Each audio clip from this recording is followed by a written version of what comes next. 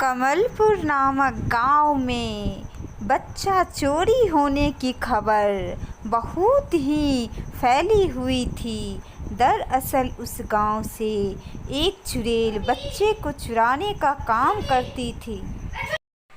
दूसरी जंगल में एक राजकुमार घूम रहा था। वह राजकुमार रास्ता भटक गया था। राजकुमार को लगा कि अरे ये कहाँ मैं आ गया हूँ, तो मुझे कुछ तो यहाँ पे रास्ते का पता ही नहीं चल रहा है। मेरे घोड़े भी पता नहीं कहाँ गायब हो गए हैं। इतनी सुंदर जगह दिख तो रही है पर डरावनी भी लग रही है। पता नहीं इस जगह पर कितनी चुड़ैलें होंगी। मुझे तो बहुत डर लग रहा है। अरे फिर से मैं कौन सी जगह पे आ गया हूँ। यह जगह कितनी सुंदर लग रही है लेकिन थोड़ी डरावनी भी लग रही है, क्योंकि इस जगह पर एक भी झोपड़ी या कोई लोगों का बसेरा नहीं है। कैसे पता चलेगा जो कहाँ पे गांव बसा हुआ है। मैं तो पता नहीं कहाँ चला आया हूँ। यह कौन सी जगह है, मुझे कुछ नहीं पता चल रहा है कि मैं कहाँ आकर फंस गया हूँ। हे भगवान, ये किस जगह पे मैं आ गया हूँ। पता नहीं, मेरे घोड़े भी रहते तो मैं उसके साथ चल जाता। मैं तो यहाँ दर दर भटक रहा हूँ पर कहीं भी रास्ते तो दिख ही नहीं रहे हैं। आखिरकार मुझे बहुत ज़ोरों की नींद आने लगी है। मैं भूखा प्यासा, अब मैं क्या करूं। मुझे सोने के अलावे और कोई भी बात सूझ ही नहीं रही है। मैं क्या कर सकता हूं। अचानक वह उठकर खड़ा होता है। उसे घोड़े की आने की आवाज़ प्रतीत होती है। अरे ये तो मेरे घोड़े की आवाज़ लग रही है। लग रहा है घोड़ा मेरे ही ओर आ रहा है। अच्छा हुआ जो आ गए तुम। मैं तुम्हें कितना ढूंढ रहा था। मैं तुम्हारे बिना बहुत अकेला महसूस कर रहा था। अब तुम आ गए हो तो ज़रूर मैं गांव को खोज कर ही रहूँगा, नहीं तो मैं पैदल चलते चलते थक गया था। अब तुम आ गए हो तो तुम्हारे साथ तो कितने मीलों की दूरी भी तय कर लूँगा। अरे मेरे घोड़े, तुम चलो तो सही। अब चलते हैं हम अपनी दूरी तय करने के लिए और चल कर के देखते हैं कि आखिरकार गाँवों का बसेरा कहाँ पे है। दूसरी तरफ उसके जाते ही चुड़ैल प्रकट हो जाती है और वह कहती है, ही, अरे ओ राजकुमार, तुम्हें क्या लगा मैं तुम्हें नहीं देखी हूँ। अब मैं तुम्हारे पीछे पड़ जाऊंगी। मैंने तुम्हारी बात सुन ली है कि तुम रास्ता भटक गया है। एक गांव में एक बच्चे चुराने वाली चुड़ैल का आतंक फैला था। चुड़ैल का तो यही काम बन गया था। वह रात के समय में निकलती थी और हर एक दिन नवजात शिशु जो 6 महीने का होता था, वह उसे एक टोकरी में भर करके चुरा करके ले जाती थी। वह कई गांवों में से बच्चे को चुराने लगी। जब भी किसी गांव में बच्चे की कमी होती थी तो वह दूसरे गांव में जा कर के बच्चे को चुराने लगी। वह चुड़ैल बोलती है कि हे, मुझे तो 1000 बच्चों को पुराना है। कैसे भी करके मैं सारे गांवों से नवजात शिशु को चुरा करके उससे इकट्ठे कर लूँगी। और दूसरी तरफ गांव में स्वर्गलोक से आई एक परी को यह सब अच्छा नहीं लगता है। उस परी को उस नवजात बच्चे पे बहुत दया आती है।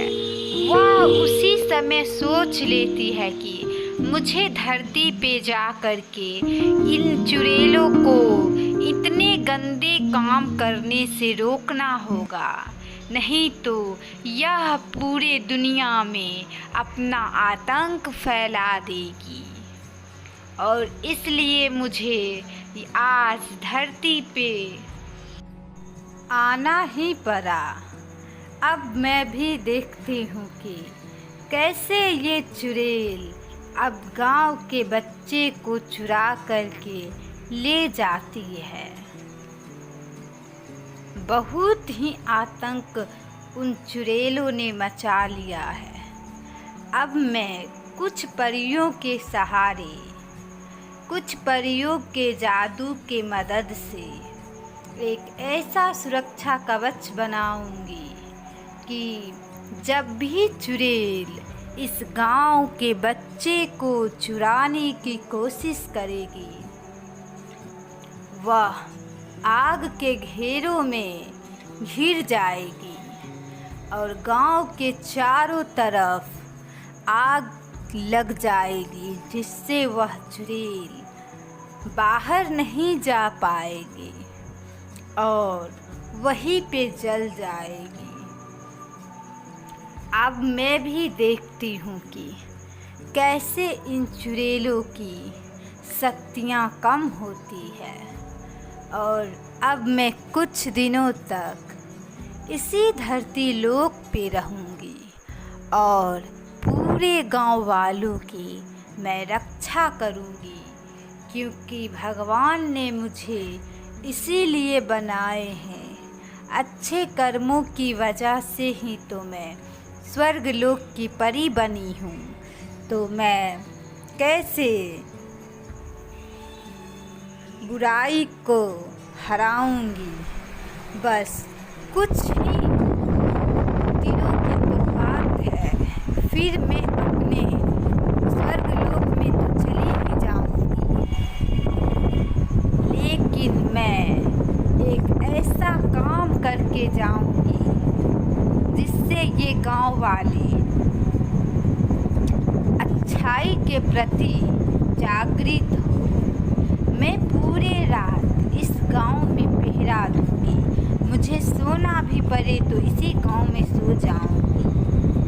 और दूसरी तरफ चुड़ैल फिर से बच्चे को उठा करके जा रही होती है कि ये क्या हो रहा है, यहाँ आग कैसे लग गई, बचाओ बचाओ, ये आग कहाँ से आ गई है। अरे यहाँ तो सुरक्षा कवच लगी हुई है, अब कैसे होगा। इन गांवों में तो अब चुड़ैल का आना तो बंद हो रहा है। आखिरकार किसकी इतनी हिम्मत हुई है जो इन गांव वालों की रक्षा कर रही है। मैं उसे कभी नहीं छोड़ूंगी। इन गांव वालों की इतनी हिम्मत हो गई है कि ये सुरक्षा कवच लगा लेंगे। तो ठीक है, मैं भी बहुत सारे चुड़ैलों की मदद से ये सुरक्षा कवच को मिटा देती हूँ। और वह चुड़ैल 1000 चुड़ैलों की शक्तियाँ लेकर के वह सुरक्षा कवच को मिटा देती है और कहती है, हे, अब तो मैं बहुत ही अच्छी चुड़ैल के सहारे नहीं रहूँगी। अब मैं बहुत शक्तिशाली बन गई हूँ।